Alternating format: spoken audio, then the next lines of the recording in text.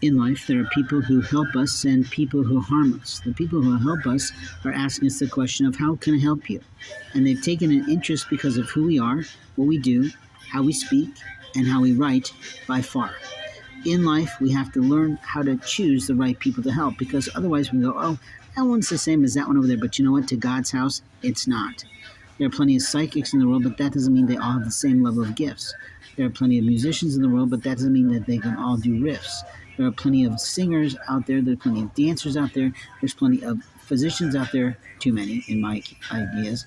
But the truth is that there are people who have gifts. The gifts of the Lord are things that God gifts, and openly we call them gifts of the Spirit or gifts of the soul. There's also the fruits of the Lord, or the fruits of the Spirit, which is a totally different kind of set of, well, gifts.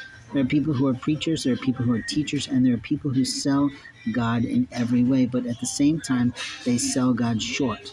You see, many people in the world are selling God short. They want to sell themselves on, I am God in my life. I've met many Wiccans and many pagans and many atheists who don't believe in God, and they think they are personally God. And they want to tell you that I don't believe in God, I think I'm a God, and you're a God, and we are gods. And that is true until you get pissed on by some alien race, where they have more technology, more sensibility, more understanding of chemistry, more concepts of nature, and openly they're coming to America to try to take away our resources, take away our opportunities, take away the things that belong to us as naturalized citizens, meaning those of us who are actually born and raised here. I can't imagine what generation I am, but the truth is I've got a book of my last name in America, which gives the entire fucking list in which I'm actually listed. Probably listed incorrectly, but that's okay. I don't give a shit. What I know is that my father made that important in our family.